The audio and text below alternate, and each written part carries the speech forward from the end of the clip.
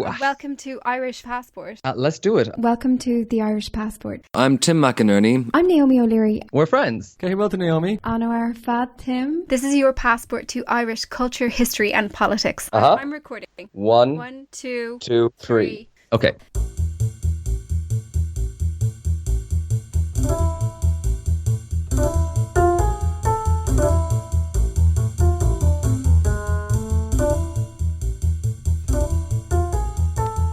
Hello everyone and welcome back to the Irish Passport podcast. Hi there listeners, yes welcome, and this time we are finally back with a fresh instalment in the Conquest series. Ta-da! Fantastic, Tim, we've been waiting so long, but I have to stop you and ask about the name that you came up with for this episode, Daughter of the Antichrist. I knew you'd bring this up, Naomi. It's kind of hardcore. It's a bit hardcore. I was looking for something attention grabbing, but I feel like this might be going a little bit too far. This is a little bit metal, like, you know, and like an extreme metal band might call their album this. Yeah, I like that. Listen, like, you'll see in the episode, I was just looking for a kind of eye-catching quote. This really is a thing. The words Daughter of the Antichrist will be uttered in this episode in a serious context. I'm looking forward to how this fits into Irish history, I have to say. Like Tudor era Irish history, I want to know. Yeah, you're just going to have to wait to find out. So listeners, if you're not already familiar with this mini-series, we've been doing a historical deep dive into the colonial conquest of Ireland over the course of the 16th and 17th centuries. This is the fifth installment of the series, so if you're tuning in for the first time, it's a good idea to go back and listen to the previous episodes first, because they're going to be pretty important in order to understand what we're going to be talking about today. Yeah, so if you want to do that, just go and search for the Irish Passport Conquest in whatever podcast app you use, and you should find them all listed out there. Right. So Tim, when we left off last time, we had just covered the famous plantation of Ulster, which involved the mass settlement of tens of thousands of English and Scottish colonists in the northern regions of Ireland, and which has, of course, left a huge legacy on Irish history ever since. Now, as I understand it, Tim, the original master plan, was to follow up this plantation of Ulster with similar plantations all over Ireland. Yes, so we've already seen in previous installments that loads of projects like this had been started and loads of them had failed in Ireland, but it was different now. The country, as we saw, was now under military control pretty much entirely. The Ulster plantation marked the beginning of this kind of new phase of colonisation on a really, really massive scale. So these plantations, for memory, were supposed to cement British control of Ireland in a number of ways. Firstly, they would establish large populations of loyal British Protestants on the ground and help prevent any further native resistance. Secondly, they would help promote the English language, the Protestant religion and British ways of life to the Gaelic population. And thirdly, they would provide a major financial opportunity for a whole fleet of adventurers, often referred to as the New English, who had their eye on Irish land and resources as a way of becoming spectacularly rich. But Tim, while Ulster was heavily planted with English and Scottish settlers at the beginning of the 17th century, the master plan seems to have run out of steam after that. So what happened? Yes, so there were actually a handful of other mini plantations established after the Ulster plantation that people don't know very much about. Like there was one in Leitrim, I think, and one in Waterford. But these didn't take off, and not only did they not take off, within a few decades, this whole project, which had started with such gusto and which was done on such a huge scale, it had gone completely off the rails all over again. And that's what we're going to be looking at in today's episode. And I can promise you it's just as wild and over the top, as the name suggests, as everything else that we've been looking at so far. Now, so I want to start actually by zooming out a bit and considering Ireland and particularly Ulster in the immediate aftermath of the plantations, because we have really, effectively, we have this pioneer scenario going on. Pretty much exactly like you would have seen in North America at the same time. So we have ship after ship of English and Scottish settlers who would have been arriving on the shores of Ireland at this point, complete with their children and their chickens and their horses and their ploughs and stuff. They would have been, I don't know, like raising barns and, you know, marking out the boundaries of their properties with little white flags. Or as you do. Whatever, yeah, as you do, building defences. Lots of starch bonnets. Lots of wide-brimmed hats, lots of buckled shoes. Okay, this is giving me kind of Thanksgiving vibes. Yes, that's exactly it. Think Thanksgiving vibes, exactly. So if you actually get into your mind the typical imagery of pilgrims that you might see in the US and that kind of imagery of Thanksgiving, that's more or less the style that we're looking at and the kind of mythology that we're looking at. These were pretty much exactly the same kind of people who were arriving in Ireland as that, for the same reasons, doing more or less the exact same kind of things, and we're in the same era as that original Thanksgiving feast. So we're in the 1620s and 1630s. And I suppose if we think about that pioneer narrative, the idea of sort of dealing with the natives, that's quite an important piece of that mythology. Yeah, and we saw this a lot in the last episode, actually, that the quote-unquote natives, which this is the word they use, of course, you'll remember, these natives are super important to the colonists' sense of self and to their sense of justification for what they're doing here. Right, so they're quite intent, right, on portraying all of this as a civilizing mission, like something kind of philanthropic almost that they're doing. And to make that happen, I suppose they need a few natives who are willing to be, quote unquote, civilized. Yeah, right. It doesn't really work if you go on this civilizing mission and everyone rejects you and you have to kill them. Like that doesn't really paint the best picture, because you need this performance, right? You need this performance of civilizing people. And without this performance of like bringing prosperity and godliness to ignorant savages, this expedition just looks like pillaging. And these people, these settlers, don't want to think about themselves as pillagers. They have to work very hard, actually, to not think about themselves as pillagers. So they definitely do want natives in the picture. But ideally, they want these natives to be falling to their knees in admiration. They want them to be grateful for being shown the way of progress. They want them to have like arms full of fruit and foodstuffs that they're giving up in appreciation. These are the kind of natives that they want on the scene. And here we can actually see one of the little hypocrisies of this colonial ideology, because every now and again, these same colonial sources that go on about this civilizing mission, they kind of keep blurting out that what they really want are empty spaces. They keep talking about empty spaces, like vast empty spaces.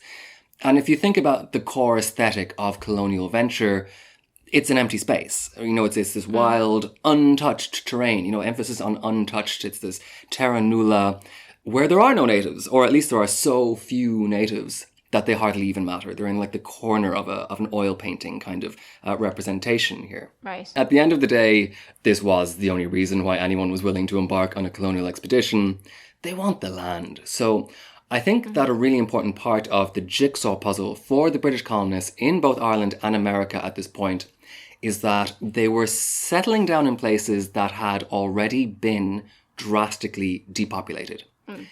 In the Americas, of course, the population had already been completely decimated by Old World diseases way before the English had arrived.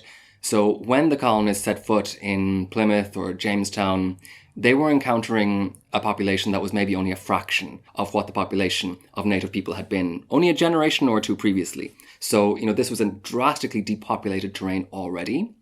Now, Ireland was different from this. The scorched earth policy was bad, but you don't have this kind of mass extinction of human populations that you see in the New World, because you don't have that same dynamic with microbes. But in certain areas, like Ulster, where, for instance, you have, 60,000 people have just been starved to death a few years earlier, you have the same basic scenario of this kind of cleared land, right? A place where there are natives, but it has been significantly, substantially cleared. I see. So in situations like this, the colonists can have their cake and eat it as well. They can go and quote unquote civilize the natives, but enough destruction has already been carried out that those natives, they're not really going to be able to put up much resistance either. Of course, if we look behind the curtain of that pioneer mythology, that white bonnets and buckled shoes and all that, like if we think about Ireland, for instance, the settlers must have been hyper aware that a whole other population of people had extremely recently been living on this land where they were setting up their barns and setting up their chicken coops and stuff. Like, this would have been a hellish landscape that they were settling down on. This is strewn with burnt out settlements, masses of rubble from the destroyed infrastructure, also literal charred fields. Like, a lot of the land would have still been covered in ash, like actually burnt out from the crop burnings as the settlers arrived. And you do have to wonder what happened to 60,000 bodies. Like, where did they go? Like, were they buried well? Like, where were those bodies put? That's a lot of people to die in a very short time. So, I don't know, were there bones? Like, whatever. Like, even if there wasn't any of this stuff, the feeling in the air of this thing just happening must have been really kind of nightmarish. That you would know. You would know what you were doing. Yeah. Yeah. So, It's in this context that interactions between colonists and locals become really important. So for the surviving Gaelic population on the ground in Ireland, an uprising doesn't seem to be on the cards anymore. So for the last few episodes, we've been talking about this kind of resurgence of Gaelic uprisings. This is not really possible. The Tudor conquest has been going on for almost a century. The whole island has been gutted out. Hundreds of thousands of civilians have been slaughtered or starved to death. All the Gaelic leaders, most importantly, have fled to the continent, and it doesn't look likely now that they're going to come back.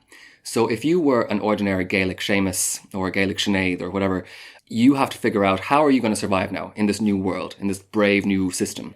And if you happen to be in one of the planted territories like Ulster, this means trying to find a place for yourself, trying to make a living through the new plantation economy. And people adapted quite quickly to this system, right? We saw in some of the documents from that time that loads of British settlers ended up hiring Gaelic locals to work on their farms because not enough people had migrated to satisfy what they needed for the labour force. Yeah, so listeners might remember that ideally undertakers, these settlers called undertakers, were only supposed to take on English or Scottish tenants and labourers, but this just proved economically unviable in the situation, and that meant that the plantations inadvertently ended up creating new Gaelic economies in the form of these Irish towns, which were springing up alongside the colonial settlements. There were also the so-called deserving Irish as well. These were Gaelic Taoiseach who had surrendered to the crown or who had supported the English during the recent 9 Years' War, and they were given small plantations for themselves. Yeah, so these deserving Irish, from memory, they were intended to set an example for the rest of the Gaelic population, to show them that if they just stopped resisting colonial rule, that they would be rewarded, just like the incoming settlers, get the same stuff, get the same privileges. It was also intended to neutralise this military threat that those chiefs, those Gaelic chiefs, might have otherwise represented, because now they had a plantation themselves, they had a stake in this whole project, so they had a vested interest in this new colonial system. Okay, so that's the situation in Ulster. How about the rest of Ireland? Okay, so for the rest of Ireland, which has not been planted, the main political context was this sudden and brutal collapse of the Gaelic order, their whole world, all their laws, all their customs, all their traditions. This was a predominantly Gaelic territory still, but the British had now abolished the Breton laws and had more or less taken complete military and political control of the island, basically for the first time. This is the first time that the British really have military and political control over the island, or very much most of it anyway. There's a few little kind of renegade coves where you have pirates operating and stuff, but that's about it. So I know it's a very loaded word, especially in an Irish context, but we might best think about most of the island as existing under a state of occupation at this point. What I mean by that is that colonial governors were imposing all of these completely alien laws on this massive Gaelic populace under the threat of violence. And an even more important element to that was that Westminster now had complete authority over landowners in Ireland, and landowners were mainly responsible for enforcing law and order on the greater populace. So by controlling the landowners, they were able to control kind of individuals almost, because all individuals lived on somebody's land. I see. Okay, so when you say landowners in the Gaelic parts of Ireland at this stage, who exactly are we talking about now? Because the last time I checked, most of the island, I think, was still ruled by Gaelic Taoiseach. Yes, this is a really good question, actually. I think this is something that confuses people a lot, because when we come up to 17th century history, we suddenly start hearing about this Catholic aristocracy and the Catholic gentry and the Catholic upper classes, and they're doing things like fighting in armies for the English king and stuff. And it's hold on, where the hell did you come out of? Weren't you all Gaelic chiefs 5 minutes ago? And hasn't your way of life been completely annihilated? Where did you get this new social status, Right. So here's the deal. Outside the plantations, there are two main groups of landowners in Ireland now. All of the land is divided between these two groups, more or less. First, we have the Old English, of course. Remember them. Most of them still had their earldoms, so they're still hanging around, and they have a significant chunk of the land, let's say maybe, 20% or 30%. And then you have this other massive category of people, and those were actually Gaelic chiefs. But they were the Gaelic Taoiseach who had accepted titles from Henry VIII all the way back during the surrender and regrant scheme back in the 1530s. I don't know if you remember that, Naomi. I do remember that. So it was actually relatively, I mean, it had some success then. We talked about it a good while ago, so maybe we should just recap. Surrender and Regrant was an early attempt of persuading the Irish leaders to adopt English culture and laws, right? So Henry VIII had made deals with the Irish Taoiseach, so they would surrender their Gaelic titles and be re-granted English titles instead, which they would get to keep in their family lines. This is his way of trying to gain control and authority over the island. Exactly right. And the lure for these Gaelic chiefs to do that was because these English titles were hereditary, so they could kind of keep a hold of them, but the Gaelic titles were more democratic. You had to be voted in, basically, as you might remember. So listeners will remember that loads of Gaelic Taoiseach were happy about this. They said, why not? I'll take the title. They accepted these English titles back in the 1530s. But back in the 1530s, the presence of England in most of Ireland was just, they might as well have been in Mars. You know, that might as well have been a Martian who has no way to get to your planet saying, will you accept our titles if we give you all this stuff? You say, yes, sure, whatever, I'll never see you again. So in practice, they have these English titles, but they never really used them because an English title was pretty much meaningless in Gaelic Ireland. So you had loads of people who were, say, you know, the Taoiseach of Sligo, but they were also, you know, the Earl of Sligo. But it was, this esoteric foreign thing that wasn't much used in day-to-day life. Yeah, exactly. Really, so like O'Neill, I mean, these are different political, they have different political meanings. So if you think about O'Neill, he was the Taoiseach of Tyrone under the Gaelic political system, but he was also the Earl of Tyrone under the English system. They were actually different, like actual different jurisdictions, different privileges that came with that. So now, of course, now that the war has come and gone, the rebellion has been defeated, the English have military control, all of those Gaelic titles, like Taoiseach and all that, they've been banished. And those Gaelic territories don't exist anymore. Tyrone doesn't exist anymore, it's Tyrone, right? Sligo doesn't exist anymore, it's Sligo. So all of these Gaelic chiefs who lived on that land suddenly dash to pick up their English titles to try and hold on to a bit of land somewhere. Yeah. Okay, so I see. So the English army comes marching into town and suddenly all these Gaelic chiefs start saying, but I'm actually the Duke of Athlone, you know, and this is my land there actually. And, it's, you know, they can try and keep it that way. Yeah, and they really can because they had legal title to this, right? Under English law, the king gave them this land. Like whoever's, you know, grandfather accepted an English title, it came with a royal land grant. Like if you accepted the title Earl of Cavan, you get the earldom of Cavan with it. That's the whole point. And since this was given directly by the king, it was very hard to argue with that. Like this was English law. They owned this land. Is this a bit awkward, a bit of a stumbling block now for the English? Because at this point, they actually want to seize land to set up more plantations. Yes, this is not great for them. But it's, you know, it's not as bad as things had been in previous years. Because now that the Gaelic landowners are finally operating under English law, they don't necessarily have to use brutal violence to control them. They can use the law, right? They can manipulate the law. They can use English law as a means to get this land back. And in particular, this is where we see the introduction of these new anti-Catholic penal laws, which were pretty much designed to take this power away from the Catholic landowners. It's so interesting the way the surrender and regrant presumes that the land was the king's to grant. It's like it was already owned by someone else, but he comes along, he's like, I'll grant you the land that you already own. Anyway, so we're coming into the period of the penal laws then. They were actually already in force at this stage, were they? Yeah, some of them. Yeah, so the penal laws, they change and they evolve over the years and over the centuries, but a few main ones have come in immediately after the defeat of O'Neill. They were mostly aimed at landowners. These generally didn't affect ordinary people, but they were aimed at both Gaelic and Old English Catholic landowners. So, for instance, at this point now, you couldn't hold a public position anymore if you were a Catholic. So you couldn't be a representative in the government, and that was completely new. Until this point, throughout this whole thing, the Old English had been mostly populating the colonial parliament in Dublin Castle, just like they always had.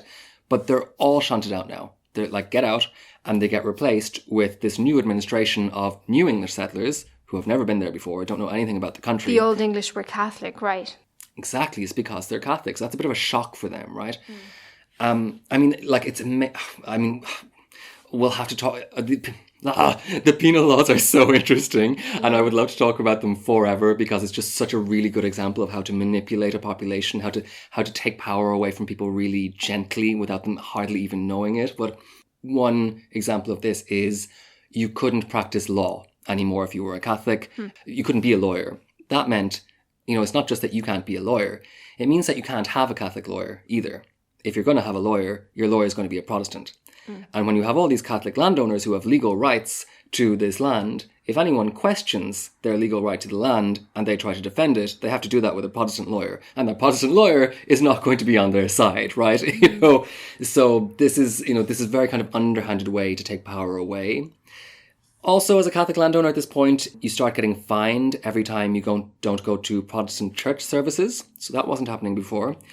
That's basically an extra tax. Like the Catholic landlords cannot go to a Protestant church service, so they're kind of paying an extra tax just by virtue of being Catholic. Okay. This is also the point when all the existing churches in Ireland were transferred over to the Protestant Church of Ireland, and no new Catholic churches could be built now for the moment. You could still have a mass, I think, but it had to be like in your house. You couldn't actually have a building that was just for a Catholic mass. And that's why visitors to Ireland might notice that if you ever go to an Irish village or anything, the Catholic church is always really new. Like it often dates from the 70s or something. And the Protestant church is almost always really old. Right? Yeah. Yeah. So that's why, right? And in some cases then as well, Catholics couldn't access their inheritance unless they accepted the oath of supremacy. So unless they basically became a Protestant. Right. It wasn't all cases. This wasn't like you couldn't inherit land if you were Catholic, but in some kind of legal cases, like if you were a ward of the state, things like that. So they were just being impinged on in these little but very effective ways. Right. And so little by little, these Catholic landowners are being squeezed. And I suppose, they have to work with these English laws now because that's the only thing that's securing their ownership of their estates. Exactly. But of course, the English the New English more specifically, start chipping away at that very systematically as well. So one consequence of this new regime is that we have this new English colonial government that's completely taken over from the Old English. And they want that land. They have an agenda here. They're not an objective actor in this. Yeah. They came to this island to seize land, and they see all these Catholics with land. Of course, they're going to kind of set about trying to get that off them. They have a personal stake in this. So the New English administrators set about a mission. They set about finding any legal avenue they possibly can to confiscate this land, to take it off Catholic hands. So, for instance, in the 1620s and the 1630s, they started kind of looking into these titles, these surrender and regrant titles that have been offered to the Gaelic chiefs.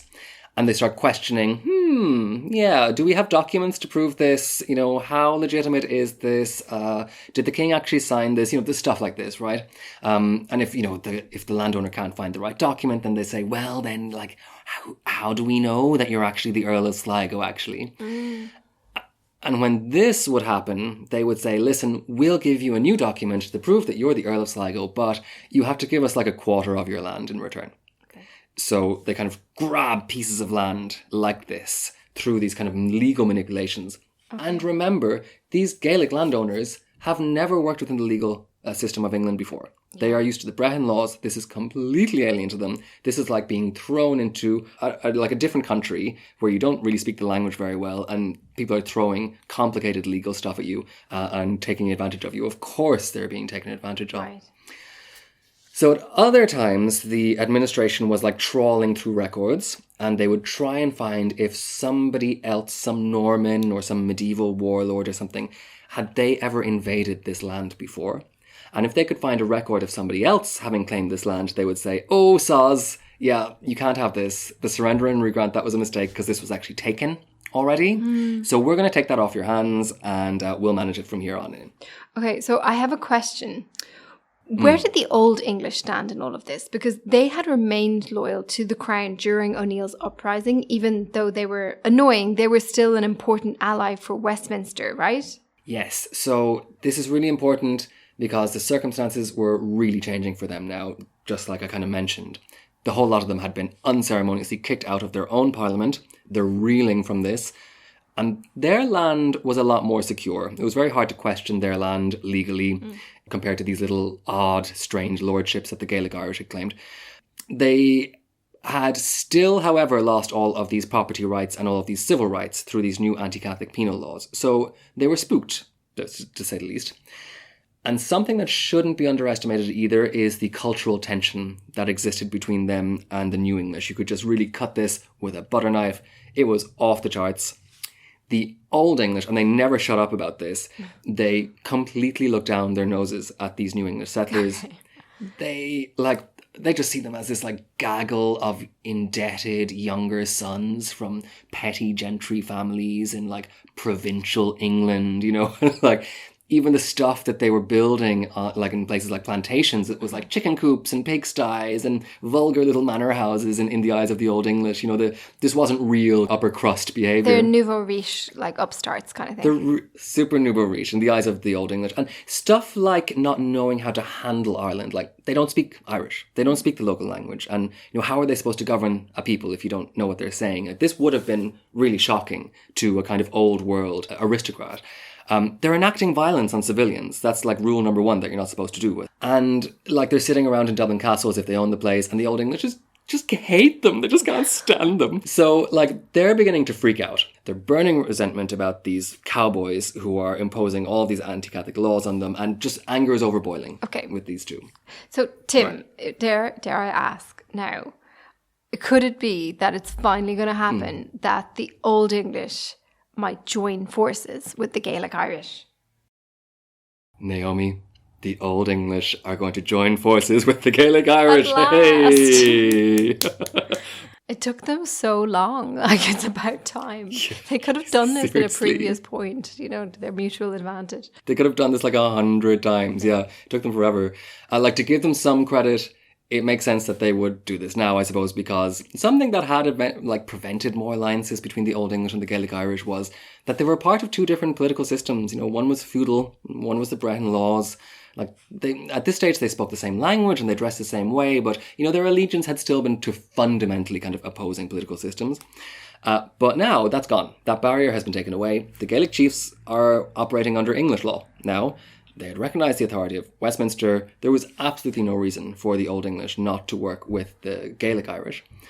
And also, surprise, surprise, these heavy-handed discrimination laws completely backfire because putting these two people under the penal laws pushes them together because they're in the same situation now. So the Old English and the Gaelic Irish, who had disliked each other before, they now have a lot in common, and it just makes sense for them to kind of join forces against the New English. As Catholics, and we'll get into this in a minute, there also would have been this very great sense of urgency underlying all this because things were really beginning to kick off over in Britain and the future for Irish Catholics was not looking good at all. Okay, so let's talk about what's happening in Britain then, because this is very important context for the whole story, really. There is so much happening in Britain at this point. So much, in fact, that I've decided expressly not to go into too many details because we'll just get bogged down so quickly. And frankly, a lot of it's really technical and really boring. Even the stuff I'm covering, I apologise in advance, gets a little bit technical, a little bit boring, but we have to get through it. So let's kind of outline this context. So in a very, very big nutshell, by the 1630s, religious politics in Britain had reached this kind of fever pitch. So ever since the English Reformation, which was about 100 years before this, there had been this continuous debate about what the new Protestant Church of England should look like. Should it be A, a facsimile of the Catholic Church just with the monarch at its head instead of the Pope, nothing to see here, carry on as usual, just kind of change who's in charge, change the manager?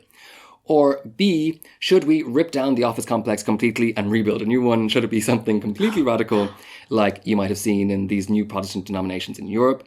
Get rid of all traces of what used to be there. And this debate had wavered back and forth over the decades. It depended on the monarch, it depended on the context, but at this stage it had really gotten very intense.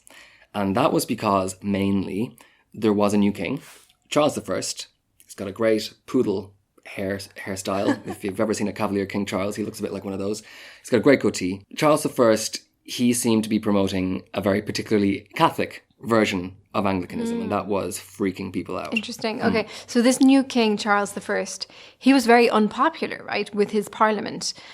He was actually married to a French Catholic princess concerning alarm, which people did not like at all. And he was really into the idea of the divine right of kings, which basically meant that he believed he had been chosen by God and it didn't really need to consult his advisors when he made a decision.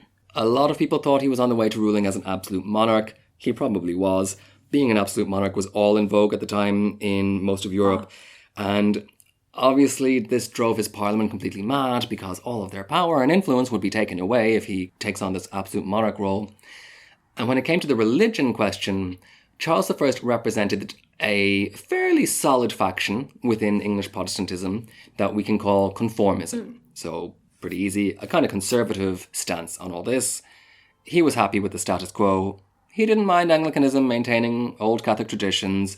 A lot of the country would have agreed with him. They didn't want to rock the boat. They were quite Protestant enough. Thank you very much. The matter is closed. We're not talking about this anymore. It's fine. But a lot of the more hardline Protestants thought that this conformism was actually a kind of roundabout way of reintroducing Catholicism through the back door. Okay. Remember, this guy has a Catholic wife. He's very close with a lot of Catholics in Europe. He's just a little bit too Catholic for their taste. They don't believe that he's above board. A lot of them suspected that he might have been a secret Catholic himself and that he was just waiting for the right time to kind of unveil himself and bring them back into the Catholic Church. They always think there's like secret Catholics involved in stuff, right? There's always like a Catholic secret conspiracy of some kind. People are secretly Catholic. That seems to be a consistent historical paranoia. It's true. Yeah. Going on for centuries. So these hardline Protestants, like these, when we say hardline, they're really, really hardline at this point, right? Yeah, they are so hardline. So there's this new wave of, let's say, Protestant zealousness that had been growing up in recent years for a few different reasons. So partly it was a direct reaction to this king. You know, the more the king looked Catholic, the more people kind of veered harder on Protestantism. Okay. It was partly because, like, Protestant doctrines had had a bit of time and air in England, I suppose, to kind of mature, to become kind of doctrinally, interesting and different from one another. And also it was because of the steady rise of something called millenarianism. This was the widespread belief among many Protestants that the world was just about to end, basically at any minute. So that we were approaching end times, and that all of this stuff that might seem a bit technical, all of these kind of religious distinctions, they were super urgent because you needed your soul to be in absolutely pristine condition before the world ended. Because the world was going to end like any minute. Yeah, we 100% don't have time to get into that here. Maybe we'll talk about it in the debrief. We definitely will get to that in a future episode, I think. But a lot of people literally believed that any day there would be a great big final showdown between the Antichrist, reference to the title. That's the first reference to the title.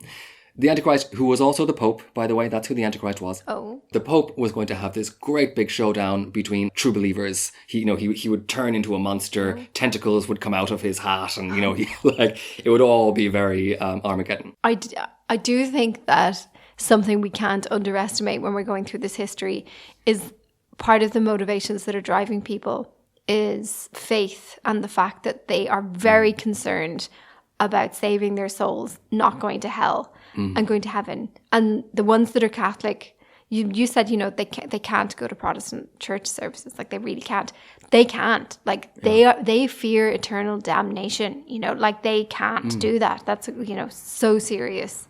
And the other side is equally, completely convinced and has this, very, very hardcore determination on what they're doing. And I think that's something, we can overlook in our much more secular world that we're kind of looking back at this from. Absolutely, yeah. I don't think we can actually really grasp it because something I think that we need to understand is that these people were living for the afterlife. Like, the life part of their existence was just a kind of blip. Okay. Everything else was the afterlife. And this makes more sense if you think of just, there's a lot more death around you. You see a lot of people dying young. You see a lot of your children dying. And when people die, you have to deal with it in a first-hand way. So you're just kind of reminded of your death all the time, a lot more than we are today, when death is kind of like sanitized from us and, you know, institutionalized. So it does make a lot of sense that you're thinking about that all the time. But anyway, yes, no, that is this huge motivation. If you get this wrong, you're going to hell. Right. And this is what a lot of people thought about all day. So the main thing to take away here is that Protestants in England, they're getting increasingly radical, and this is making them increasingly angry and increasingly unpredictable. Yes. This is it's so different from like the current day kind of Anglicanism that we know, like, you know, cake and gentle rose gardens and vicars and stuff. Anyway, these radical Protestants of the past, these are the people we would know as Puritans, are they? Yes. So they go on to later on in the century. They do actually. Most of these people would have left the Anglican Church after the Restoration in 1660. So that's why Anglicanism still doesn't really have this side to it very much. But at this point, they are Anglicans. The nutters got shipped off overseas, kind of. Basically. Yeah, there was no room for them anymore. Now, I don't want to kind of too tightly define them. So we could know them as Puritans, but Puritan is a completely umbrella term. There were loads of different camps in there. They all had different ideas about how to reform the Anglican Church. Some of them were kind of separatists. They wanted to leave or break up the Anglican Church. But all of them agreed that the current system needed to be, quote unquote, purified of these evil Catholic traditions that were still there. And that's where we get this term Puritan, people who wanted to purify the Anglican Church. And a lot of these Puritans had extremely high positions in English society. This is, by the way, you know, this is not something that you might go around saying, I'm a Puritan, you're not. You know, this is a way of describing a kind of trend in Protestantism. So it's very, very vague. But a lot of people in, like, let's say the Parliament could easily be described as Puritans. So we get this split between a conformist, royalist faction, which is represented by the king in England, and this radical parliamentary faction, which is mainly represented by Puritans, or very populated with Puritans anyway. And of course, this is the basis for the English Civil War. That's just going to be breaking out now in a few years. Right, okay, because these beliefs, these more Puritan beliefs, come along with different views about kings, like how powerful the king could be and stuff like that, or should be. The divine right of kings was more of a Catholic thing, and, you know, they were like more modern in a way, talking about kind of a check on power and stuff like that. So hold on now. Yeah. Britain, we say Britain, but there's always, you know, there's different there's different kings here, there's different countries. Yeah. What about Scotland? Was Charles also the king of Scotland at this time, or what's going on? Yes, he still is. I better clarify this actually, because yes, every now and again I'm going to be saying Britain, and every now and again I'm going to be saying England. I'm not using them interchangeably, and I'm not I'm not talking about the UK either. When I say Britain here, I'm mainly talking about something that England and Scotland both did, right? Okay. So that involves both England and Scotland, the island of Britain geographically. But the UK does not exist yet. They are two independent kingdoms, as we looked at last time, but they have the same king. Just one king is king in both independent countries. Okay. So yes, Charles was also the king of Scotland in a completely different way than he was the king of England. In a special way. Sorry, I just noticed Germans always say in a special way. Have you noticed that? I noticed that over the last few days I was listening to Germans talk. They always use this phrase in English, in a special way. It just came to mind. Sorry, that's a really random interlude. I have to listen out for that. I'm going to Berlin soon, I think. I'll see if I can catch that. Okay, so the Scots were angry at Charles for a completely different reason.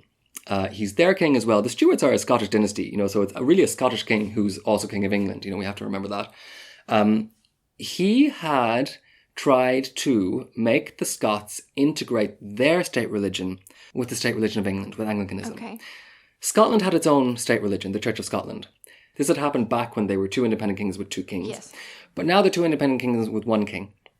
And he's not really the head of the church in Scotland. I think we mentioned this before.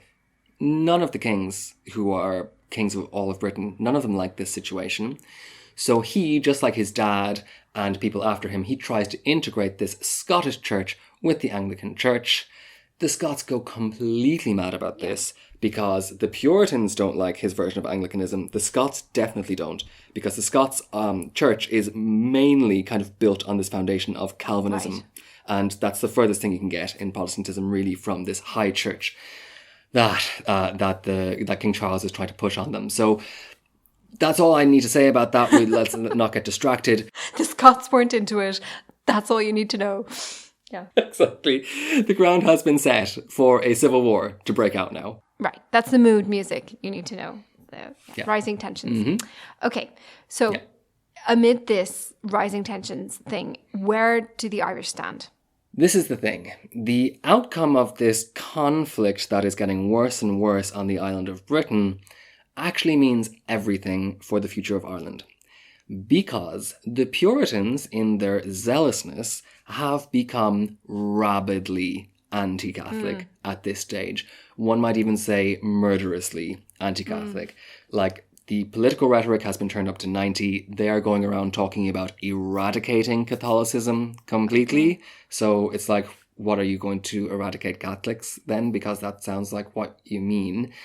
And nobody knew how bad that situation might get if the Puritans got into power, if they won this war, and if they got control over Ireland, anything could happen. I mean, you know, the Irish know by now that the English colonists are capable of some pretty awful things.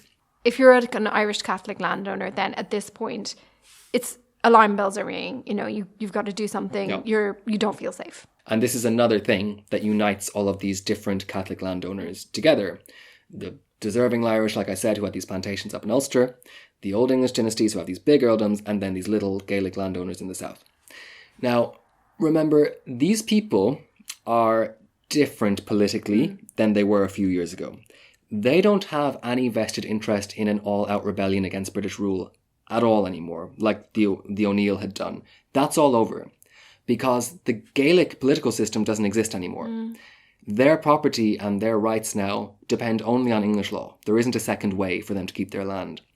So if they want to keep their prosperity as landowners and whatever, they have to continue to work within this English political context. So an all that kind of overthrow of the English is not really in their interest anymore. So I'm getting the sense that, strange as it might seem, they're going to be like pro-king, right? They're going to be on Charles the First side because they're going to hate the Puritans like more, kind of. Exactly. Yes. If they have to work within the political system and the political system is splitting into two camps, they're going to take the king's side. And they did this very explicitly.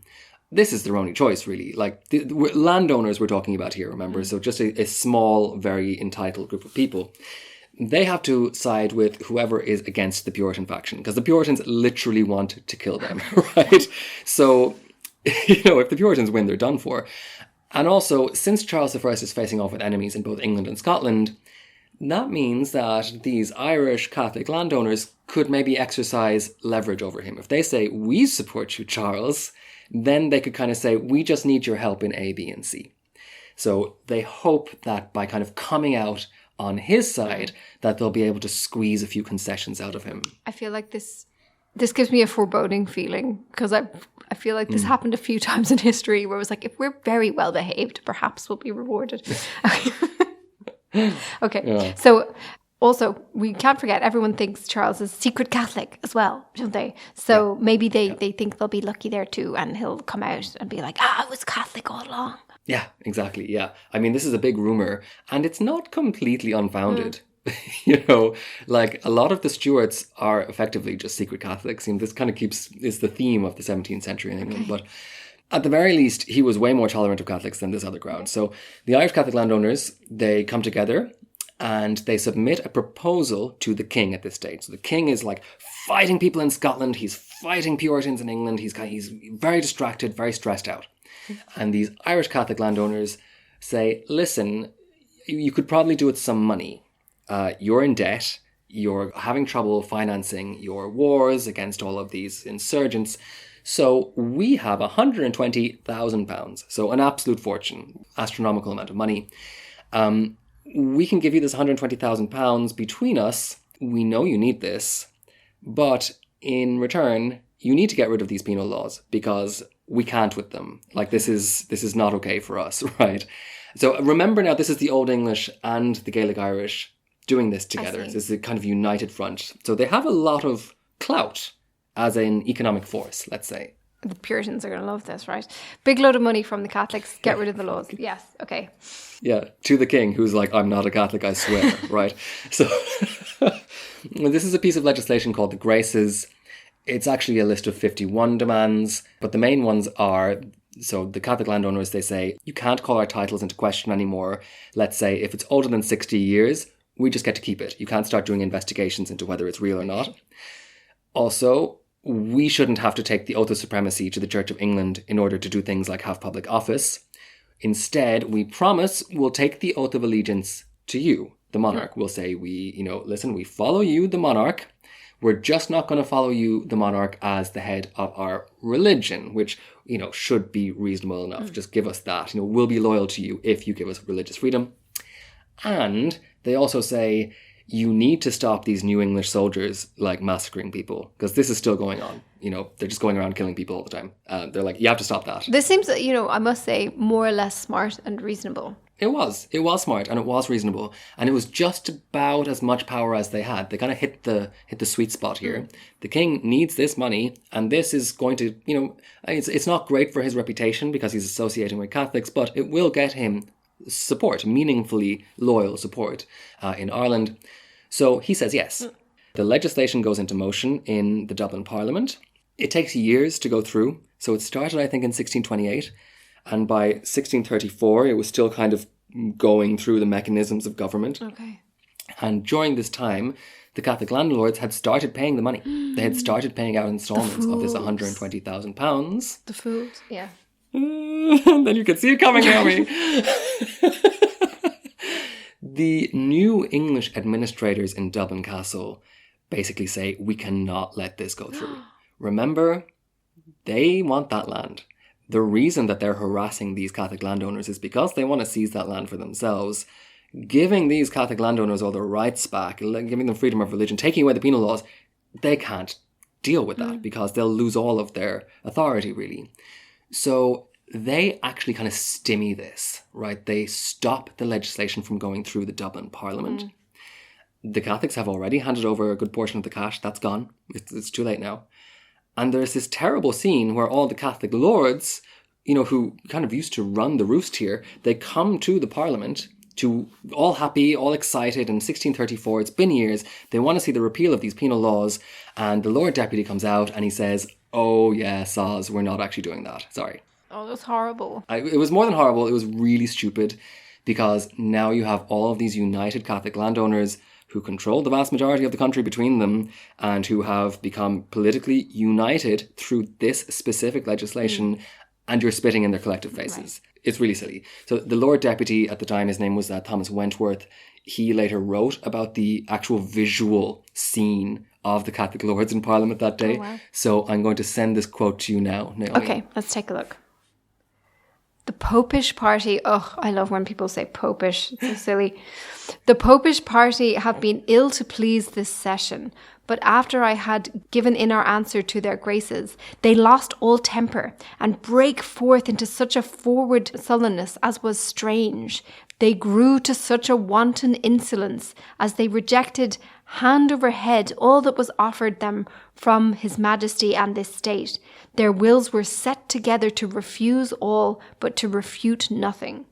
Right. So, he actually sees this in their faces, that they are more determined than ever now, and they are actually more united than ever now. And what's worse is that around this same time, rumours start spreading that the Lord Deputy, the same guy, is planning to set up massive new plantations outside Ulster. And, where is he going to get this land? He's going to have to seize it off one or the other of these Catholic landowners. So the Catholic lords are like, okay, right, listen, we got to do something now. And they say, we've got to stage a coup right now.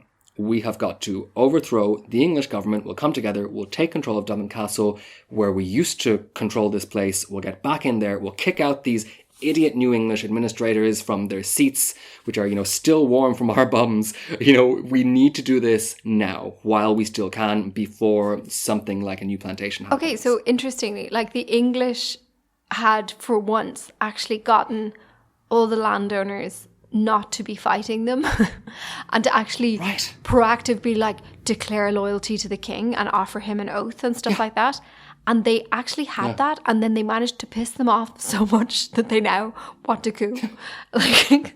How did this happen? It's infuriating. It's how does this keep happening in Irish history? Seriously, they got them all to like swear an oath to the king. All they had to be, it's such the same old story. All they had to be was like kind of vaguely Just reasonable to them. decent, Like, we won't murder you. And steal your land. Yeah. Christ. But do remember now, this is the parliamentary faction mainly who are doing this. So loyal to the king for them is not a good thing. Okay, I see. Yeah, so that's loyalty to someone they don't really respect. Well, these plantations were just a figment anyway. They hadn't really been set up, but they were planned. That was the idea. So the year now is 1641. We're 1 year before the outbreak of civil war in England. The Irish landlords have been plotting away, and they decide now is the perfect time to stage this coup. It's the same old story. England's difficulty is Ireland's opportunity. That's actually like what they're looking at here. Right. England is falling into chaos. Scotland is in open revolt. They're running out of money. And most importantly, a huge portion of the army that had been stationed in Ireland during the Conquest, that's been taken back out of Ireland again to go and fight in these British conflicts that are happening everywhere. So it's like 1916 or something. It's the very same scenario. I see. Dublin Castle is vulnerable. So the leader of this Catholic coup, he's a guy called Phelim O'Neill. He was one of the deserving Irish. So he had been given a plantation in return for collaborating with the English. His name is O'Neill, but he wasn't one of the Tyrone O'Neills. He was from a different O'Neill branch. He is distantly related to A. O'Neill, but he's just not part of that crew, really. Okay. And the plan is that this guy, who has been loyal to the English, just like you say, Naomi, they're losing people left, right and centre, through these stupid actions. But this guy, who was on their side, he would lead the coup now. Okay. He was going to capture key towns and forts in Ulster, and simultaneously some other Catholic insurgents would go and take over Dublin Castle. And once they had these kind of key strategic places, Ulster and Dublin Castle, the idea was that the little bit of English army that was left in the country couldn't possibly fight them on all these fronts. So this will be quick, simple, over and done with, painless as possible. They'll take back control of Dublin Castle, go back into government, secure all their lands, and live happily ever after. Of course, it was definitely going to be simple, wasn't it? I get the feeling that this doesn't end happily ever after. Yeah, spoiler, I suppose. Oh, actually, the coup goes kind of okay. The rebels don't get Dublin Castle, but the ones in Ulster, under Phelim O'Neill, they do really well in taking over all these forts and towns. So he captures pretty much most of the strategic towns in this territory. And then once he has those, all of the other towns, all of the other settlements, they all surrender to him because they can't actually put up a fight once he has these strategic strongholds. Okay. It's at this point that something kind of extraordinary happens.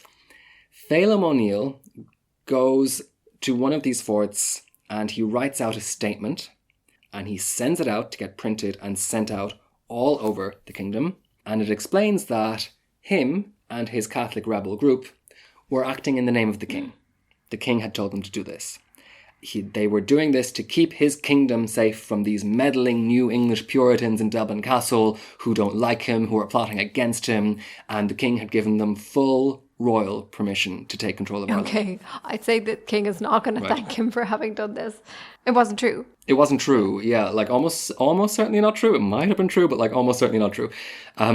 But O'Neill, like he goes so far as to actually make a fake letter, or we're pretty sure that it's a fake letter, a forgery, from the king, giving the rebels his blessing, and he prints that, and he sends it out, and everyone believes this. Like, the parliamentarians in England get copies of this letter, and they fully believe that, even people on the king's side actually fully believe that he has set up this coup personally. So I'm going to send you a text of that letter. It's quite interesting. It's coming to you now. Okay, so this is the letter that we think is a forgery that King Charles I was supposed to have sent to the Catholic rebels supporting them. Know ye that we, reposing much care and trust in your duty and obedience, do hereby give unto you full power and authority to use all politic means and ways possible to possess yourselves for our use and safety of all the forts, castles and places of strength and defence within the kingdom of Ireland, except the places, persons and estates of our loving and loyal subjects, the Scots, also to arrest and seize the goods, estates and persons of all the English Protestants within the said kingdom to our use.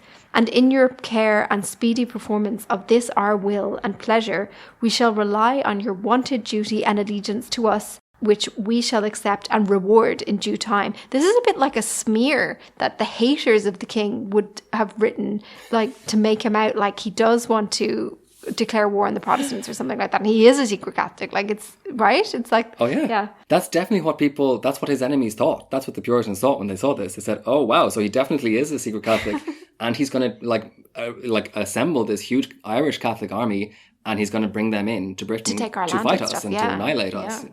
To impose his terrible Catholicism on everyone. I mean, people absolutely thought this. It's also it's incredibly convenient here, like what he's saying. Just to kind of summarize this, if you didn't catch it all, he's saying that here's my permission to go and capture all the strongholds in Ireland, and also help yourselves to the plantations. You just take them back. Just take that back, yeah.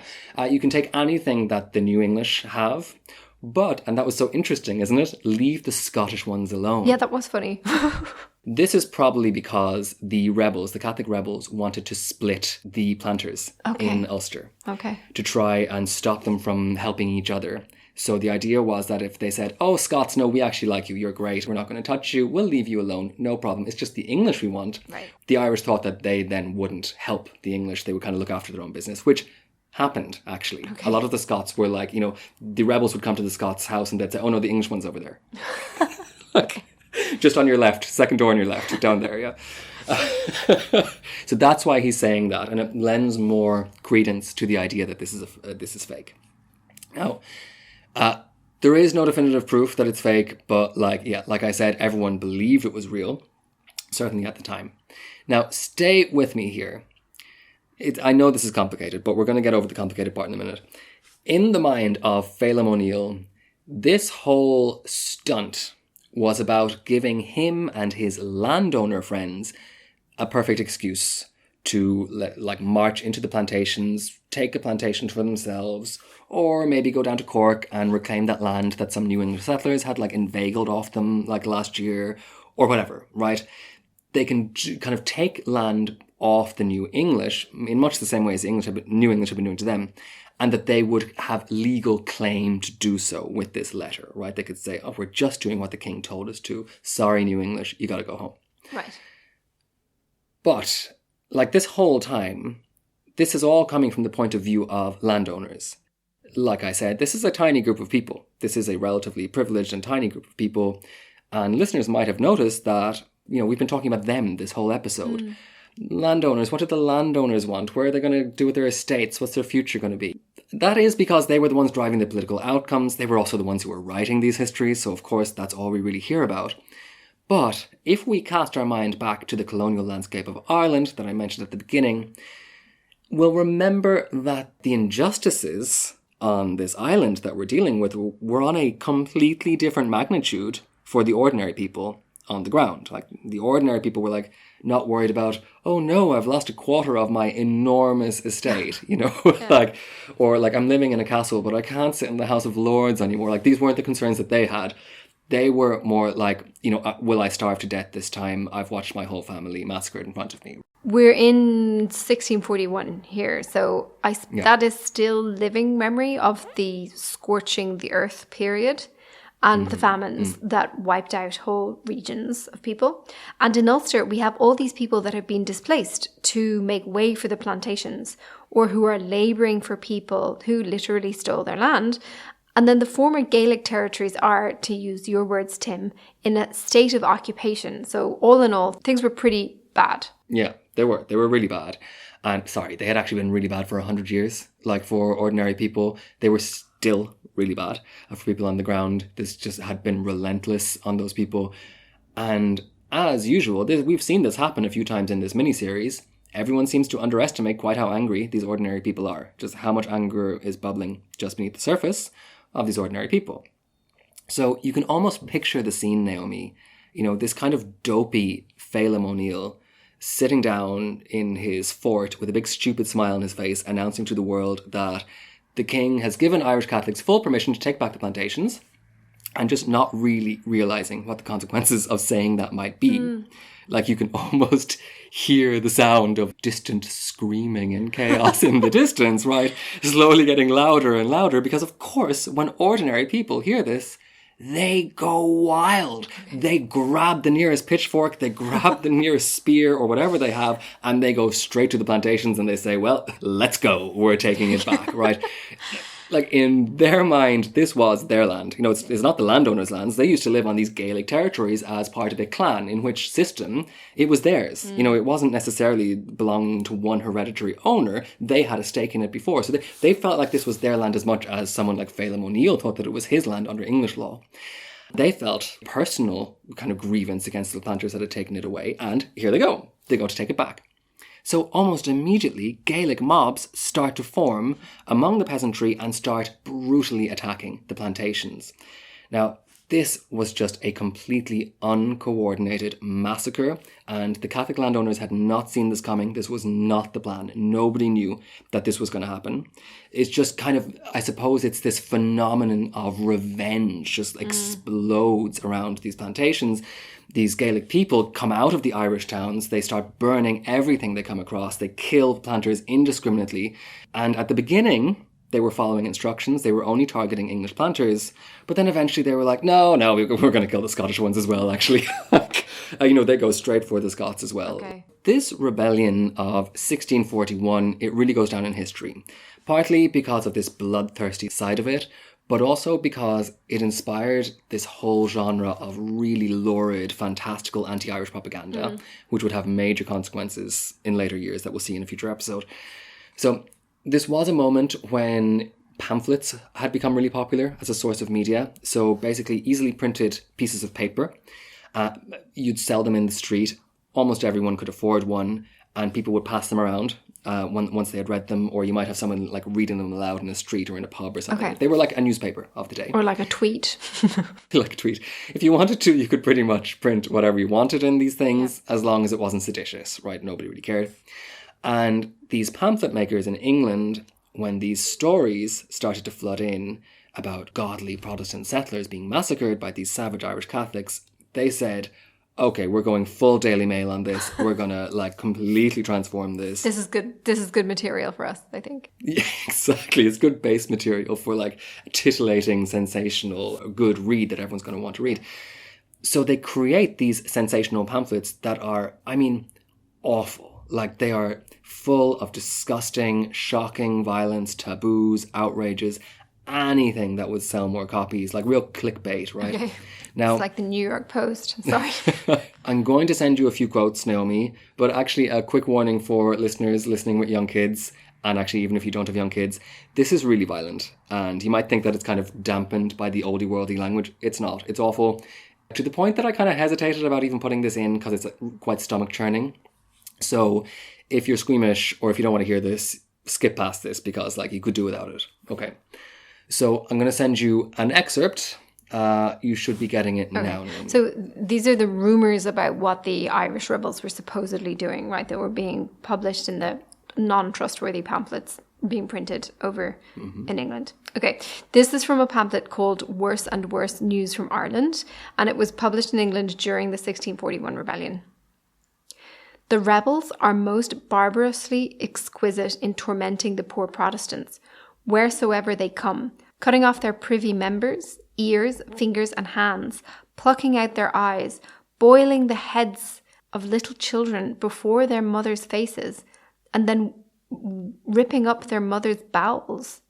God, it's actually quite hard to go through this. It's awful. Right? Stripping women naked and standing by them being naked, killing the children as soon as they are born and ripping up their mothers' bellies as soon as they are delivered, driving men, women and children by hundreds together upon bridges, and from hence cast them down into rivers, such as drowned not, they knock their brains out with poles, or shoot them with muskets that endeavour to escape by swimming out, ravishing wives before their husbands' faces, and virgins before their parents' faces, after they have abused their bodies, making them renounce their religion, and then marry them to the basest of their fellows. Okay, yes. This is...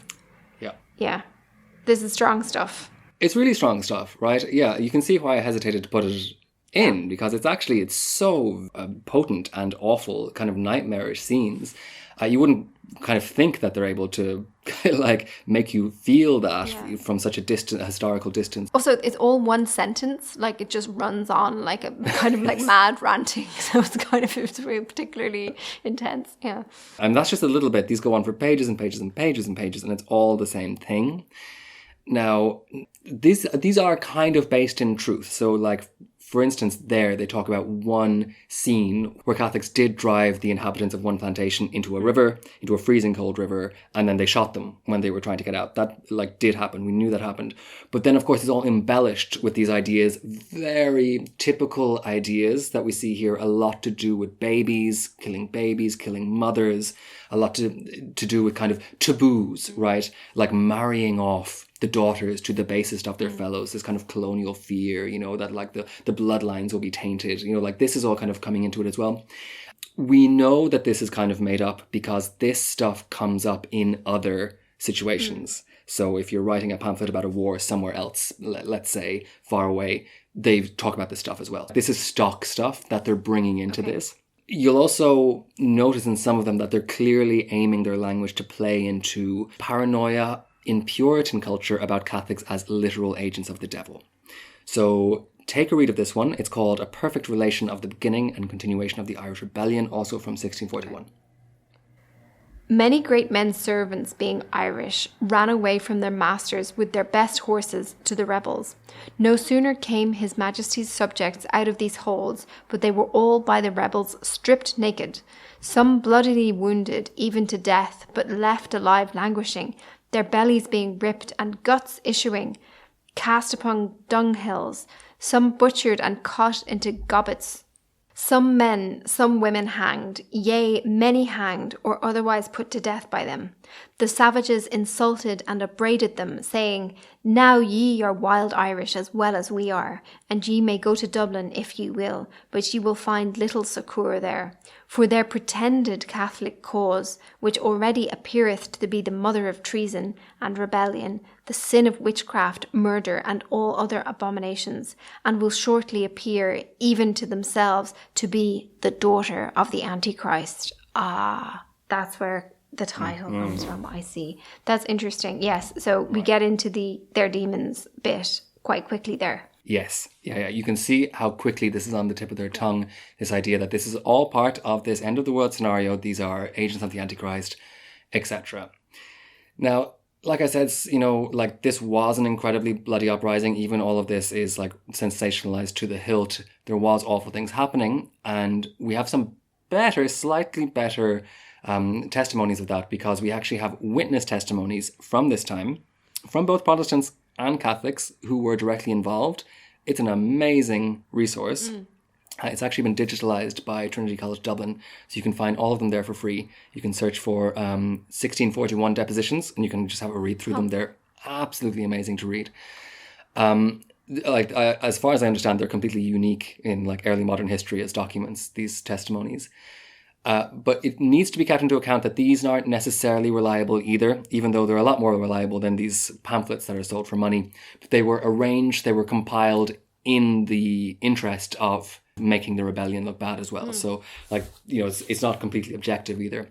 But they're fascinating even with that considered. So here's one testimony on the subject of a planter woman named Elizabeth Crooker. So this is Elizabeth Crooker speaking. I'll send this to you now, Naomi. Elizabeth Crooker, late of the Newry in the county of Down, sworn and examined, saith, she was stripped and had leather and other household goods and clothes taken from her to the value of £10 and upwards by the rebels there, and that she herself and her son were taken by the rebels and carried out to the sea to be drowned, and by the extremity of the weather were cast upon a rock, where she and her child sat there, almost naked and starved. Interesting. So this thing about driving people into the water, that did happen. This seems to be definitely a thing. And there is that cruelty, definitely, right? You see women and children being targeted here, being stripped. It seems like they're being stripped. I mean, I'm sure there was sexual violence as well. But in this situation, it seems like she's being stripped for the value of her clothes. Yeah, exactly. I guess they would have been valuable at the time. But it's like, yeah, it seems like less of a sexual element than like avarice type thing. Yes, it seems that, or maybe she's just implying that without going there by kind of even mentioning that, but whatever. There does seem to be that edge to it. And there is this kind of, putting them on a rock where she might freeze to death, and starve. This is kind of really cruel, barbarous stuff that was happening. Now, this starts off with the Gaelic mobs starting to do that, but of course, the planters start retaliating against them and start doing the same thing. So pretty soon, Ulster has turned into this total bloodbath. So in 1642, an army arrived in from Scotland. Remember, Scotland is its own kingdom. And a lot of the planters in Ulster were Scottish. So when the Scottish heard about what was happening to their planters, they sent in their army. And that army goes around with the planters enacting revenge on Catholics, kind of vengeance killings, random ones. So there's this really fascinating account in those depositions. I just kind of clicked on these at random, by the way. But I came across this one because I was interested in the name. It's a Gaelic name. So the woman who submitted this testimony, her name is Gráinne ní Mullán. They've anglicised to Granny ní Mullen. They do not know how to spell this.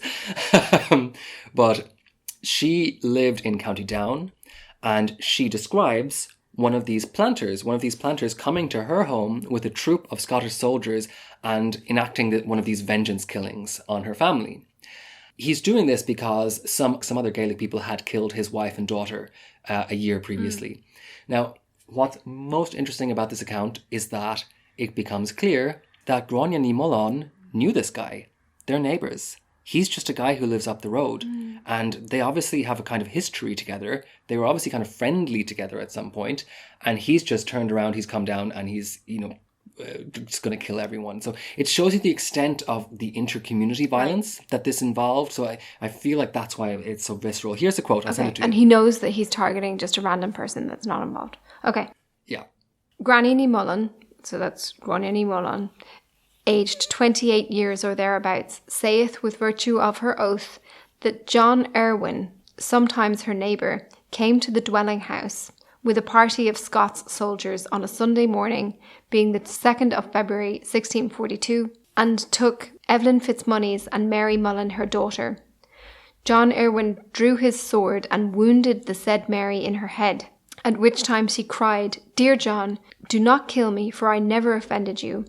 Thus repeating 3 times, he thrusted her under her right breast with his sword, and then she gave up the ghost. The said Evelyn, hearing and seeing her daughter so murdered, she cried.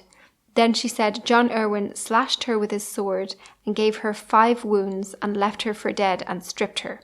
Several times before that time they had warning that John Irwin intended to kill man, woman and child of that parish in revenge of the killing of Jane Irwin and Margaret Irwin, who were killed by Thorlig O'Kelly and Hugh Malaman 3/4 of a year before. Gráinne's cause of knowledge is that she lay under a bush in the bog near the place where the execution of the murder was. That's an ugly scene. Gosh. It's amazing to have this first-hand account of such a visceral and violent thing. The point of view of this girl, well, I suppose woman by the time she does this in 1653. This is when the report happens. So she's talking about something that happened 10 years earlier. So yeah, she would have been a young woman hiding under a bush in the bog, watching all of her family just get murdered by her neighbour. This is just awful stuff, right? Yeah, and it's with accounts like this, sometimes what gives it the stamp of veracity or the small details, or the way if someone sees something really traumatic, they find it really important to say the order in which things happen, or small details, things like that. And you can see this has some of that characteristic. Yeah. So what was the king doing about this, by the way? So the king has had this fake news spread about him that he wanted or ordered the rebels to do something like this. Suddenly, this has gotten completely out of hand. Gaelic mobs were doing violence. Now there's retaliatory violence. The rebels were thought by the Puritans to be acting in the king's name. What's happening there? Yeah, it's a public relations disaster for the king, right? I mean, simple as that. He's trying to dissociate himself from this as much as possible. He's trying to organise armies to fight the Irish Catholic insurgents, but the Irish Catholic insurgents, they're saying, hey dude, we're doing this for you. Buddy, we're doing this in your name, don't you remember? So it's really hard for him to put this rebellion down, because he's in a war himself. Well, he's about to be in a war. He's fighting with Parliament. He's also fighting with Scotland. No one can decide who's going to send which army, when and how, because nobody likes each other in Britain at this point.